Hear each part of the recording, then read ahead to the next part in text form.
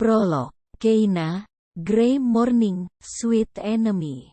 Gadis sederhana, anak kuliahan berotak cemerlang, yang tidak pernah melewatkan waktu untuk menikmati Oreo milkshake sebagai menu sarapannya. Minuman itu membuatnya bersemangat untuk melalui harinya yang berat di kampusnya. Itu dia orangnya baru datang. Erlan menunjuk dari jendela di lantai paling atas mansion itu. Dia anak miskin itu, yang dipungut oleh Mama Davin. Mana?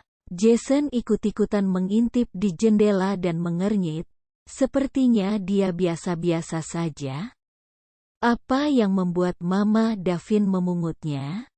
Karena dia anak kesayangan di sekolah yang didirikan oleh Mama Davin. Nilai-nilai pelajarannya paling sempurna, dan otaknya jenius, meskipun dia datang dari keluarga miskin. Dengar-dengar ayahnya baru meninggal karena kecelakaan di tempat kerja, dan dia tidak punya siapa-siapa lagi. Karena itulah Nyonya Jonathan memutuskan menjadi penyandang dananya. Jason melirik ke arah Davin yang tampak tidak tertarik, sedang menenggelamkan diri dalam buku bacaannya. Lelaki itu tampak begitu dingin, muram dan tidak tersentuh. Hanya beberapa orang yang bisa berdekatan dengannya. Jonathan Davin putra dari konglomerat nomor 1 di negara ini. Jason dan Erlan adalah sebagian yang beruntung. Mereka dekat bukan karena Davin membuka diri, tetapi karena kedua orang tua mereka memang bersahabat dan mereka sudah berkenalan sejak kecil. Davin bukanlah orang yang dekat dengan kedua orang tuanya. Papanya tidak pernah ada di mansion, sibuk dengan bisnisnya, dan mamanya lebih senang berkeliaran di luar dengan kegiatan amal dan kebaikan hatinya. Merasa bahagia karena dipuja orang sebagai pribadi yang dermawan. Meskipun Davin sangat menghormati kedua orang tuanya itu. Dan Keina, orang yang mereka bicarakan itu tentunya menjadi subjek terbaru mamanya untuk menuai pujian dari semua orang. Davin mengernyit kesal. Mamanya selalu membuatnya repot, dan sekarang dia menampung anak gelandangan itu di sini, di mansionnya. Davin harus selalu berinteraksi dengan anak gelandangan dari keluarga miskin itu. Tapi dia cantik, Jason bergumam lagi, kali ini mengamati dengan lebih intens. Davin, kau benar-benar tidak ingin melihatnya? Tidak.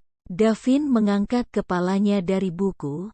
Merasa terganggu karena kedua temannya itu mengganggu konsentrasinya membaca. Toh aku akan bertemu dengannya nanti. Dia akan tinggal di mansion ini. Erlan mengernyit, mamamu memutuskan supaya dia tinggal di mansion keluarga Jonathan? Aku pikir dia hanya akan menanggung biaya hidup dan pendidikannya. Anak gelandangan itu pasti tidak akan melepaskan kesempatan sekalipun supaya bisa tinggal di mansion mewah, mansion keluarga Jonathan. Tinggal tunggu waktu saja sebelum anak gelandangan itu mencoba menggerogoti harta mamanya. Semua orang sama, semuanya mengincar harta keluarga Jonathan. Begitupun anak gelandangan itu. Davin sangat yakin Keina punya rencana buruk untuk menggerogoti kekayaan keluarganya. Kau tidak menyukainya ya? Jason menangkap sorot kebencian di mata Davin. Dengan acuh Davin mengangkat bahunya. Aku tidak suka semua gelandangan miskin pengincar harta. Jason dan Erlan saling melemparkan pandangan tahu sama tahu. Akan gawat bagi Keina, kalau Davin tidak menyukainya. Karena Davin terkenal kejam dan tak berbelas kasihan kepada orang-orang yang tidak dia suka. Keina turun dari limousin yang dikirimkan Nyonya Jonathan kepadanya, dan tertegun menatap mansion yang begitu indah di depannya. Astaga! Mansion ini besar sekali, seperti istana di negeri dongeng. Ini adalah mansion terbesar yang pernah Keina lihat, yang bisa Keina bayangkan. Tetapi kemudian Keina mengernyit, mansion ini terlalu besar, terlalu mewah dan Keina merasa tidak nyaman kalau harus tinggal di sini. Dia sudah berusaha menolak ketika Nyonya Jonathan memintanya tinggal di mansion keluarga Jonathan yang terkenal itu, setelah Keina tinggal sebatang kara karena kematian ayahnya. Tetapi Nyonya Jonathan bersikeras, dan Keina tidak bisa menolaknya. Nyonya Jonathan sudah membiayai sekolahnya. Keina sangat berhutang budi kepadanya. Saat ini, sebatang kara di dunia ini Keina sepenuhnya tergantung kepada kebaikan hati Nyonya Jonathan. Dia masih ingin sekolah, dan menyelesaikan pendidikannya. Itulah impian ayahnya, supaya Keina menjadi anak pintar dan berpendidikan, sehingga bisa hidup lebih baik daripada ayahnya yang tidak mengenal bangku sekolahan. Digenggamnya kalung perak di lehernya. Kalung itu sederhana, dengan liontin bulat yang bisa dibuka. Di dalamnya ada foto Keina bersama ayahnya. Kalung perak itu adalah benda miliknya yang paling berharga, satu-satunya peninggalan ayahnya, hadiah ulang tahunnya yang ke-17, dan dibeli ayahnya dari seluruh uang tabungannya selama bekerja sebagai buruh bangunan. Seorang pelayan menjemputnya ke depan pintu dan membungkukkan tubuhnya dengan formal. Selamat datang, Nyonya Jonathan sudah menginformasikan kedatangan Anda. Silahkan masuk, kamar Anda sudah disiapkan. Keina menatap pelayan itu dengan gugup. Apakah Nyonya Jonathan ada di mansion? Pelayan itu menggeleng. Beliau tidak ada di mansion jam-jam segini. Biasanya di malam hari beliau baru ada. Itu pun kalau tidak ada undangan-undangan jamuan makan malam penting. Tetapi saat ini Tuan Muda ada di mansion. Mari saya antar Anda ke kamar Anda. Keina mengangguk gugup, membiarkan pelayan itu mengambil kopernya. Sejenak Keina merasa malu karena koper bututnya tampak tidak pantas berada di dalam mansion semewah ini. Tetapi pelayan laki-laki itu tampaknya tidak memperhatikannya. Dengan ragu Keina mengikuti pelayan itu melangkah menaiki tangga lingkar dengan pegangan keemasan yang berkilau menuju lantai 2. Ini kamar Anda. Semoga Anda betah di sini. Pelayan itu membukakan sebuah pintu besar dan mempersilahkan Keina masuk. Keina masuk, lalu terpesona. Astaga! Luas kamar ini mungkin sama dengan luar mansion kecil yang dia tinggali bersama ayahnya dulu, bahkan mungkin lebih besar. Interiornya mewah. Bergaya Eropa dengan nuansa keemasan. Karpet yang melingkupi seluruh lantainya juga begitu tebal, sampai-sampai Keina merasa malu. Karena sepatu jeleknya tampak tidak pantas untuk menginjak karpet kamar itu. Silahkan Anda beristirahat dulu. Kalau Anda butuh sesuatu tinggal tekan intercom di samping ranjang, kami akan menyediakannya. Oh ya, nanti malam silahkan turun ke bawah untuk makan malam. Nyonya Jonathan ingin bercakap-cakap dengan Anda nanti. Keina mengangguk, dan pelayan itu melangkah pergi setelah meletakkan koper Keina di kamar, meninggalkan Keina sendirian, berdiri di tengah ranjang dan terpana. Seolah-olah sedang berada di negeri dongeng. Suara pintu terbuka mengagetkan Keina dari lamunannya. Dia menoleh ke pintu dan terpana. Sosok yang berdiri di depannya adalah sosok yang paling tampan yang pernah Keina lihat. Lelaki itu bersandar di pintu kamarnya yang sudah ditutup dan menatap Keina dengan pandangan penuh penghinaan. "Kuharap kau nyaman di kamar ini." Suara yang keluar begitu dingin, dan tanpa sadar Keina memundurkan langkah menjauh. Kau siapa? Kenapa kau masuk ke kamarku tanpa permisi?" Davin mengangkat alisnya jengkel. "Kenapa aku harus meminta permisi kepadamu? Ini mansionku." Keina tertegun. Jadi inilah dia, Davin Jonathan, pewaris tunggal kerajaan bisnis keluarga Jonathan yang terkenal itu. Keina sering mendengar namanya disebut-sebut di berita atau di tabloid-tabloid. Jonathan Davin, putra mahkota kerajaan bisnis Jonathan yang berkepribadian buruk dan sering bertengkar dengan wartawan. Keina dulunya tidak pernah tertarik dengan berita-berita itu.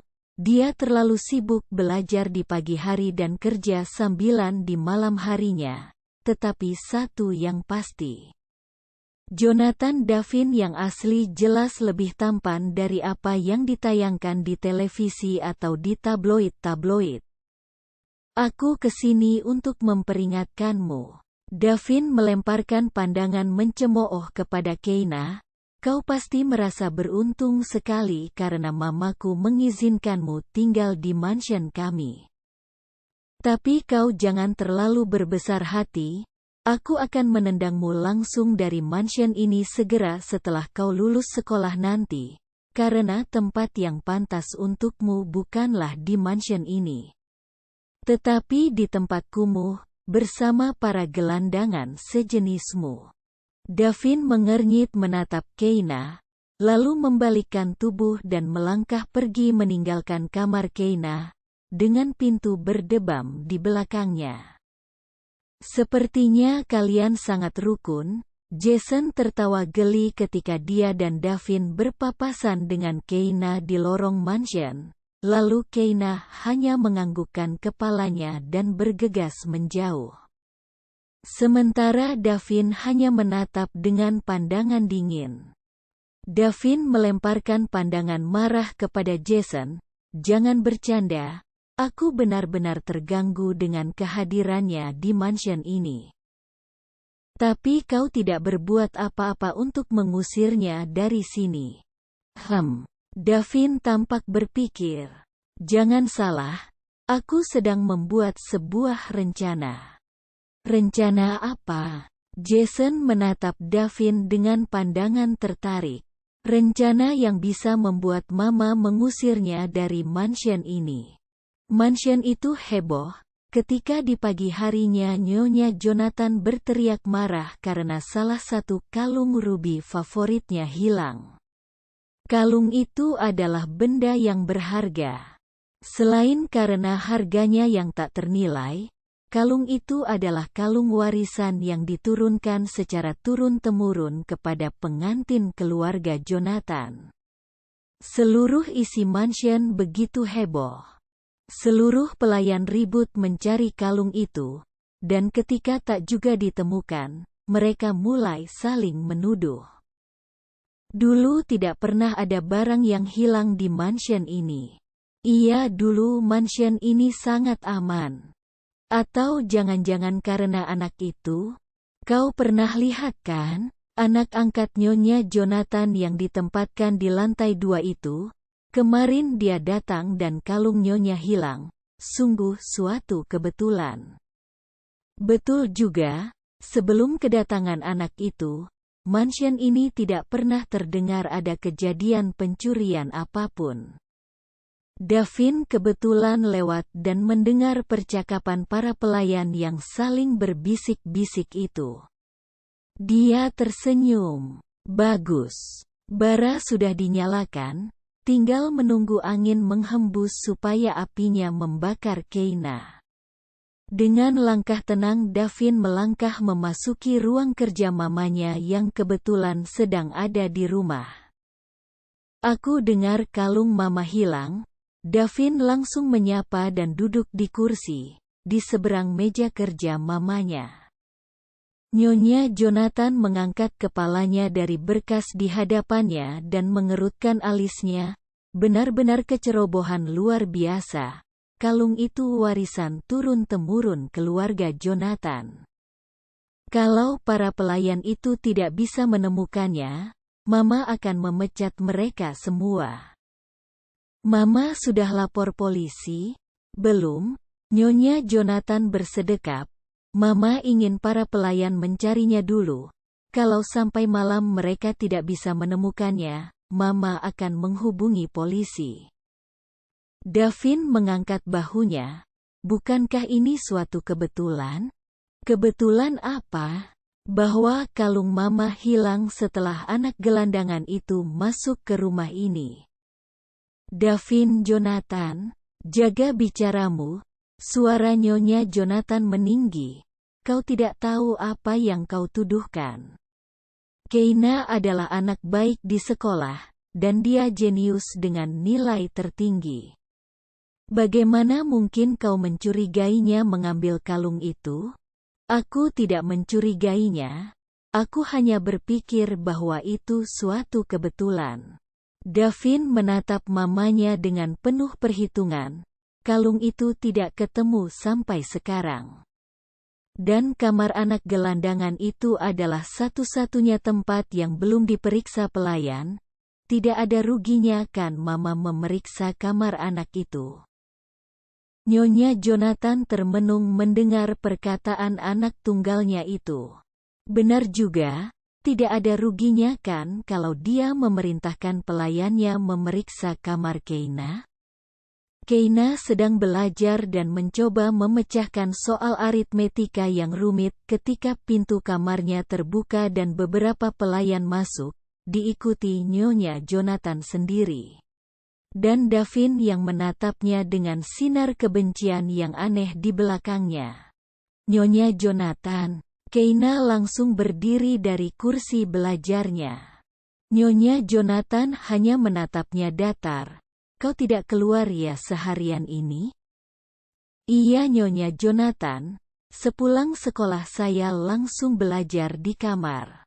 Keina menatap wajah-wajah yang menatapnya itu dengan bingung. Ada apa? Kenapa semua orang menatapnya dengan aneh? Nyonya Jonathan berdeham sebentar dan menggumam, kalau begitu kau mungkin belum dengar. Kalung rubiku hilang entah kemana pagi tadi, dan seluruh penjuru rumah sudah dicari. Tinggal kamar ini yang belum. Tiba-tiba pandangan Nyonya Jonathan tampak malu. Maafkan aku Keina, mungkin kami terpaksa memeriksa kamarmu.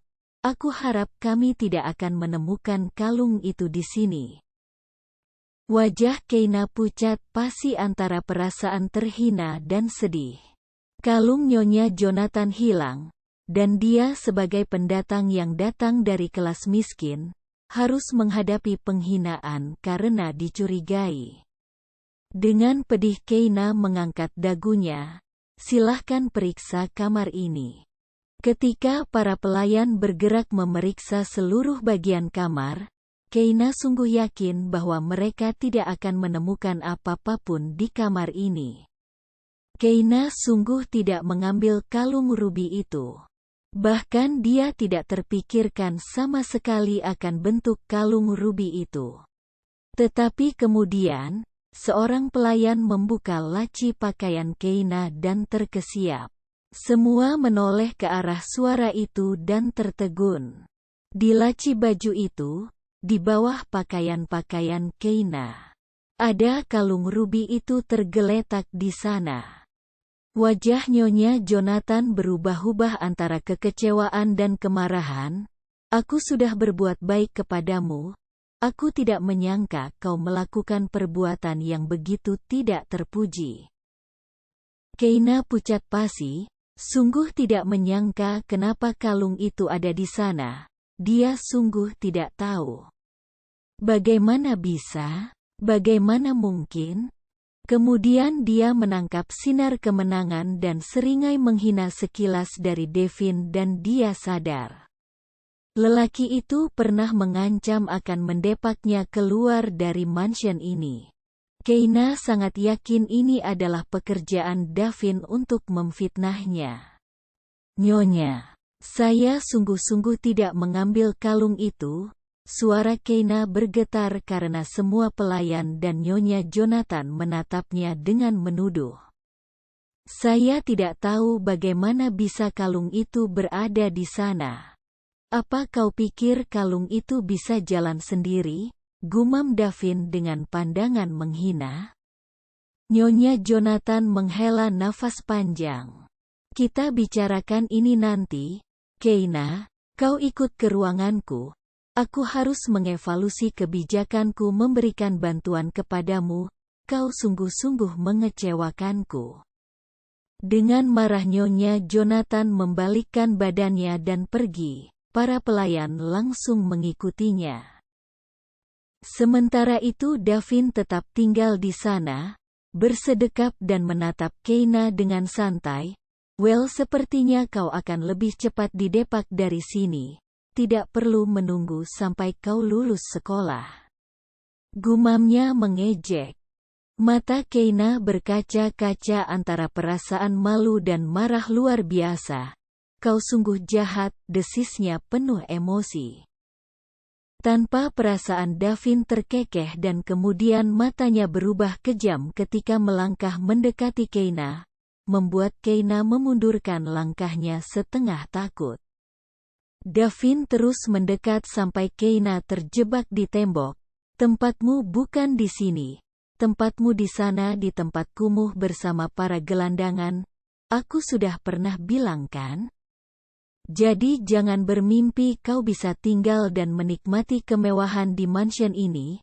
Tatapan Devin tiba-tiba tertarik ke kilatan cahaya dari dada Keina. Matanya beralih dan menemukan kalung perak yang sangat bagus di sana. Kalung apa itu? Tangannya meraih kalung itu dan Keina dengan defensif berusaha melindungi kalung peninggalan ayahnya. Tetapi Devin memaksa sehingga rantai kalung itu lepas. Dan Devin merenggut kalung itu dalam genggaman tangannya.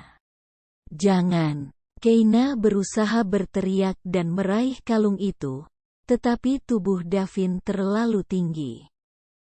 Devin menatap kalung itu, lalu dengan jahat mengantonginya. Sepertinya kalung itu sangat berharga ya. Aku akan mengambilnya, sebagai hukuman karena kau mencuri kalung ibuku. Aku tidak mencuri kalung itu, aku tahu kau yang memfitnahku. Keina berteriak, berusaha mengejar Devin, kembalikan kalungku. Tidak, aku memutuskan akan memilikinya. Dengan kejam Devin membalikkan langkah dan meninggalkan Keina yang menangis di belakangnya. Sore sudah beranjak malam ketika Keina turun dari bis. Dia diusir dari mansion itu karena dituduh mencuri. Dan Nyonya Jonathan mengatakan akan mencabut semua bantuannya kepada Keina.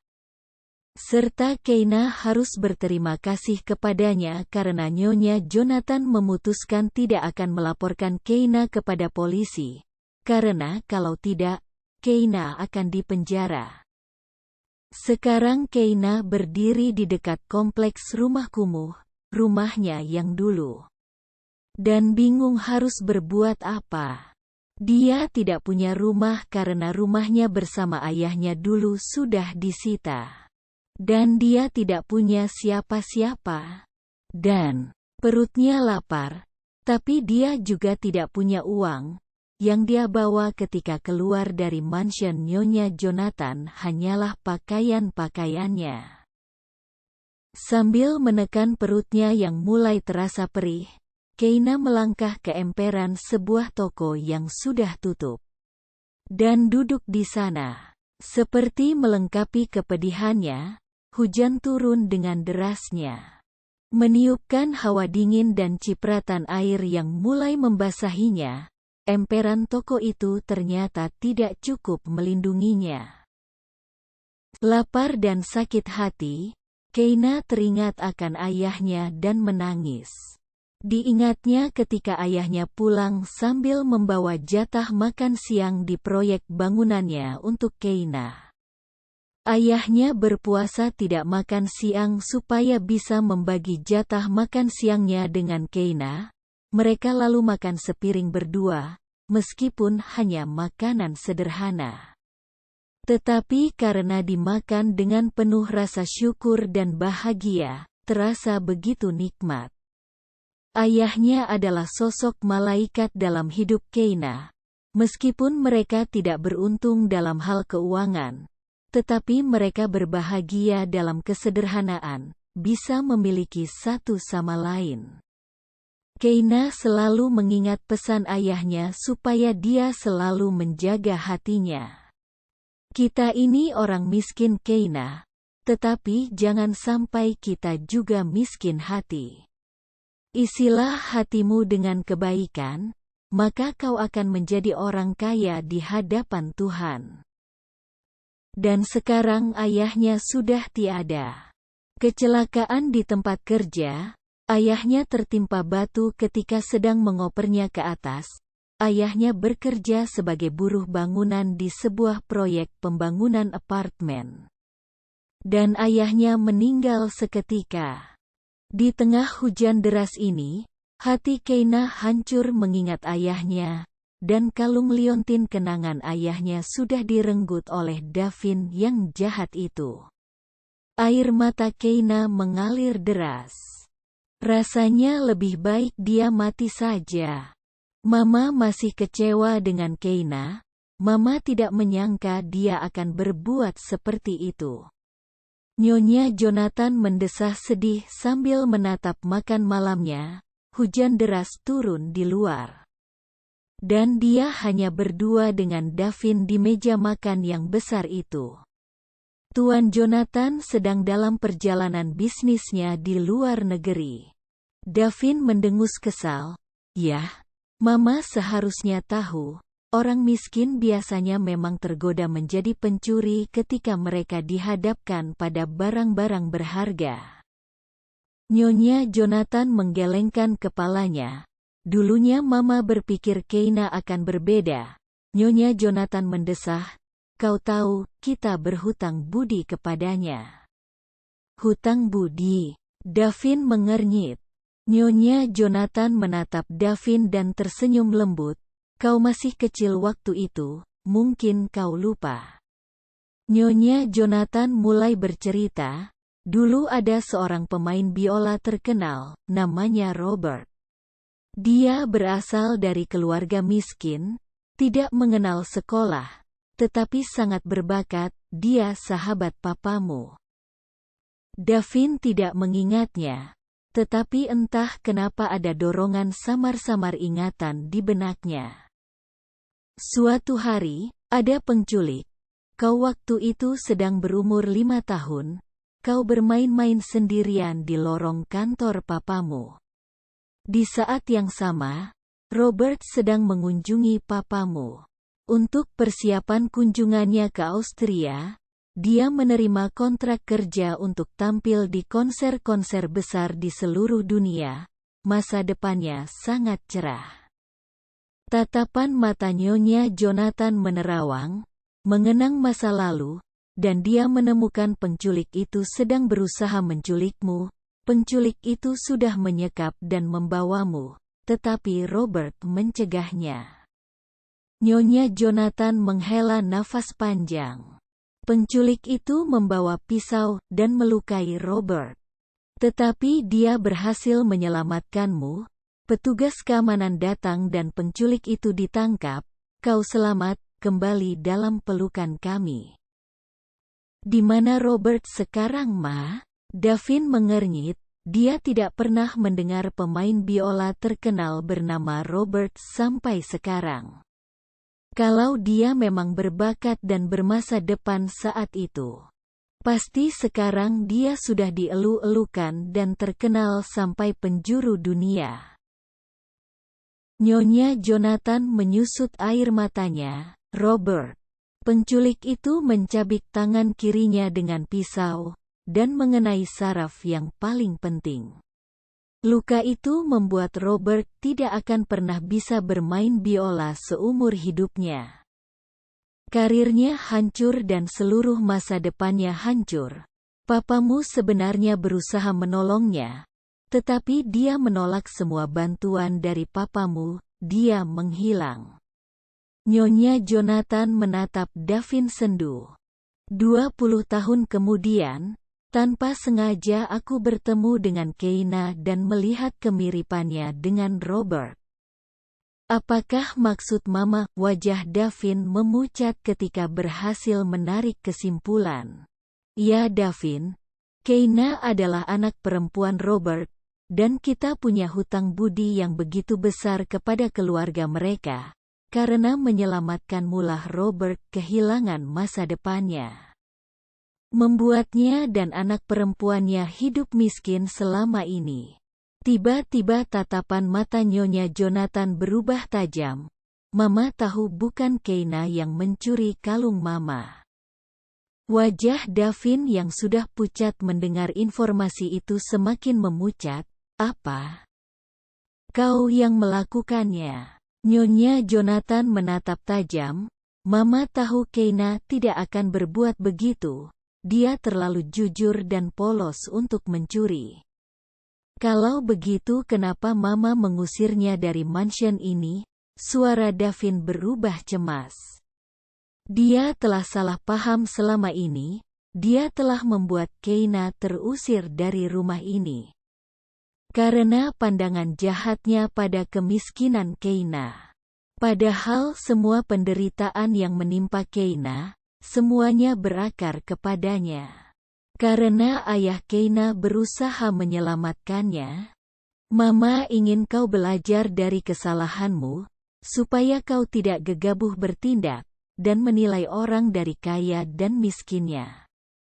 Davin, mau kemana kau? Davin bahkan tidak menoleh ketika tergesa meninggalkan ruangan. Aku akan mencari Keina. Dan Nyonya Jonathan duduk di ruang makan itu, melap bibirnya dengan elegan dan tersenyum. Davin rupanya telah belajar menjadi dewasa. Davin mengumpat-umpat sepanjang perjalanan. Hujan deras ini menghalangi perjalanannya mencari Keina ke daerah perumahan kumuh, tempat rumah Keina dulu berada. Davin tahu alamat ini dari mamanya. Ketika sampai, Davin makin frustrasi, karena lokasi perumahan kumuh itu sangat jelek, dan penuh dengan gang sempit yang saling berdesak-desakan, dan tidak bisa dimasuki mobil. Dengan marah Davin keluar dari mobilnya, membiarkan tubuhnya diterpa hujan, lalu berdiri mengitarkan pandangan ke sekeliling. Bagaimana dia bisa menemukan Keina di sini? Bagaimana dia bisa menemukan alamat lama rumah Keina? Davin yakin Keina pasti kembali ke sini. Dia tidak punya siapa-siapa. Bekas rumahnya bersama ayahnya dulu pasti menjadi tujuan utamanya. Sejenak rasa cemas dan bersalah menyesaki dadanya. Tuhan, kalau sampai Keina kenapa-kenapa, maka Davin akan menanggung rasa bersalah seumur hidupnya. Tuhan, kalau sampai Keina kenapa-kenapa, maka Davin akan menanggung rasa bersalah seumur hidupnya. Ditemukannya Keina sedang duduk meringkuk kedinginan di emperan toko itu, bekas-bekas air mata ada di pipinya. Semula Keina tidak mengenali lelaki yang tiba-tiba berdiri menjulang di depannya, seolah muncul begitu saja dari tirai hujan, tetapi begitu mengenali bahwa lelaki itu adalah Davin. Tatapannya berubah waspada. Kenapa kau kemari? Davin langsung berlutut sampai kepala mereka hampir sejajar. Maafkan aku. Keina mengernyit, apa? Aku sungguh menyesal. Maafkan aku. Kuharap kau mau pulang kembali ke mansion bersamaku. Pulang ke mansion, untuk kemudian disiksa oleh Davin kembali dengan kebenciannya? Tidak. Tidak. Aku tidak mau. Wajah Keina berubah keras kepala. Aku bisa hidup sendiri tanpa bantuan orang-orang kaya seperti kalian. Aku akan mencari pekerjaan sambilan dan rumah sementara besok. Kau tidak akan pernah bisa menyakiti dan menghina orang-orang miskin seperti aku lagi.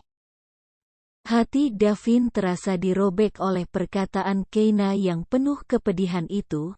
Keina, aku minta maaf, bisiknya lembut. Aku telah salah paham selama ini. Mama sudah menjelaskan semuanya kepadaku, dan aku menyesal. Ini. Davin mengeluarkan liontin Keina dari tangannya. Ini liontinmu. Aku lihat ada foto ayahmu di sana. Ini pasti sangat berharga untukmu. Ku kembalikan kepadamu. Dengan tak kalah lembut Davin menggenggamkan liontin itu di jemari Keina. Keina langsung menerima kalung itu dan menggenggamnya erat-erat. Oh, terima kasih Tuhan, kalung itu akhirnya kembali kepadanya. Tetapi dia tetap menatap Davin dengan waspada.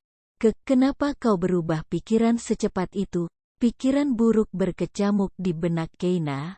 Apakah Davin punya rencana jahat yang lain untuknya? Keina, percayalah, aku sungguh menyesal. Kumohon kau ikut aku pulang kembali ke mansion. Akan aku ceritakan semuanya. Aku bersumpah akan memperlakukanmu dengan baik sekarang. Davin mulai frustrasi, berusaha meyakinkan Keina. Kalau begitu, kau tidak akan berbuat jahat kepadaku lagi? Aku berjanji, kau bisa pegang kata-kataku. Keina menghela nafas panjang. Aku bisa hidup sendiri tanpa bantuan keluarga kalian. Aku tidak akan mengizinkanmu melakukannya. Suara Davin meninggi. Kumohon Keina, apakah kau ingin menyiksaku dalam penyesalan? Kumohon ikutlah pulang ke mansion bersamaku.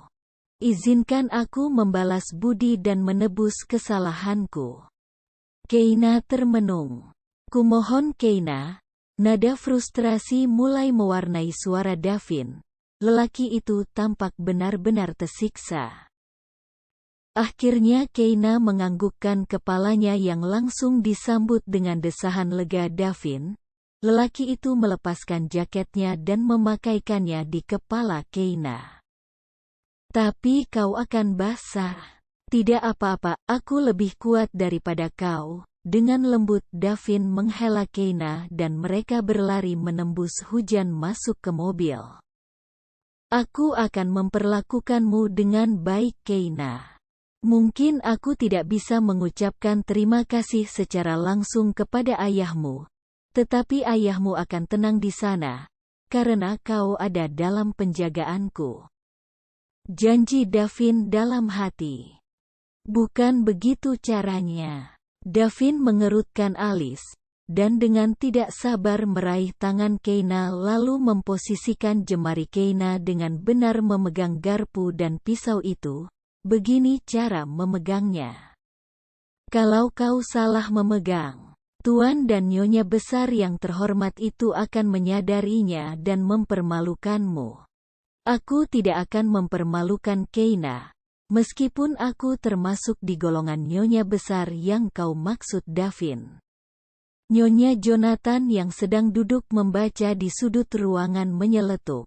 Sedari tadi dia hanya duduk di sana, geli memperhatikan Davin yang dengan tidak sabaran mengajari Keina tata cara makan resmi di jamuan makan malam terhormat. Davin menoleh ke arah mamanya dan mengerutkan kening. Mama mungkin tidak akan melakukannya. Tetapi teman-teman mama akan berbisik-bisik dengan hidung mereka yang angkuh dan memuakan. Lelaki itu lalu menatap Keina lagi. Coba pegang garpu itu dengan lebih elegan, Keina. Davin tampak tidak sabaran, pemarah dan kaku sedangkan Keina lebih tampak ketakutan dengan sikap Davin. Nyonya Jonathan tersenyum, anak laki-lakinya ini memang terbiasa bersikap kasar. Bahkan meskipun tujuannya baik, Davin tetap membungkusnya dengan sikap kasar. Semoga saja Keina menyadari dan terbiasa dengan sikap Davin. Davin sudah membuatnya terkejut dengan bersikap baik kepada Keina selama ini, meskipun masih kaku dan kadang sinis. Anak lelakinya itu tampak sudah menerima kehadiran Keina sebagai bagian dari mansion ini. Dari malam itu, sejak Davin menjemput Keina dengan penuh tekad pada malam berhujan itu, anak lelakinya benar-benar memegang teguh pendiriannya bahwa dia akan menjaga Keina dan menjadi kakak yang baik.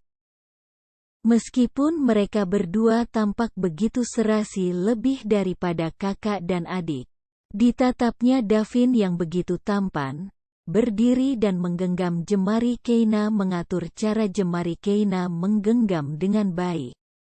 Kemudian ditatapnya Keina yang begitu cantik di balik penampilan rapuhnya yang menyimpan kekuatan tersembunyi itu.